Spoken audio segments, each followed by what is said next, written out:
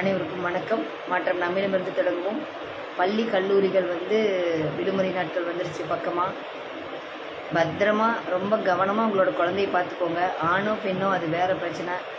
இப்போ என்னென்னா, சட்டத்தில் 18 வயசுக்கு மேலே இருந்தால் கேட்க முடியாதுன்னு ஒரு சட்டம் இருக்கிறனால எல்லாரும் 18 வயசுக்கு நாள் நைட்டு வரைக்கும் அவங்களுக்கு மெச்சூரிட்டி இருக்காது.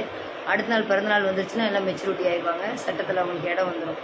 இதை கவனமாக பார்த்துக்கோங்க. ஏன் குழந்தை நல்ல குழந்தை அப்படின்னு மட்டும் தயவு செஞ்சு நினைக்கவே நினைக்காதீங்க. நம்ம குழந்தை நல்ல குழந்தையாக இருக்கலாம், ஆனால் அது யார் கூட சேருது, என்ன பண்ணுறாங்கன்னு நமக்கு தெரியாது. அவங்களோட நடவடிக்கைகளை தயவு செஞ்சு கூர்ந்து கவனிங்க. அதாவது புது நண்பர்கள் வராங்க, இல்லை புதுசாக யாரையாவது அவங்க ஒருத்தர் உங்களுக்கு அறிமுகப்படுத்துகிறாங்க அப்படின்னா தயவு செஞ்சு பத்திரமா இருங்க, ஏமாந்துடாதீங்க. ஏன்னா நேற்று நாங்கள் ஒரு விஷயம் சந்தித்தோம். கிட்டத்தட்ட அவங்களுக்கும் ஒரு 10 வயசுக்கு மேலே வித்தியாசம். அவங்க முன்னாடியே கல்யாணம் ஆனவங்க, இவங்க கல்யாணம் ஆகாதவங்க. இவங்களுக்கு 22, அவங்களுக்கு 32. இவங்க அப்பா சைடு ஒரே பொண்ணு. இன்னும் 2 மாதம் இருக்குது கல்லூரியில் சேர்த்துறக்கு. அதனால் ஒரு பயிற்சிக்காக போகட்டும்னு அனுப்பிச்சாங்க. அதில் நடந்த பிரச்சனை இது.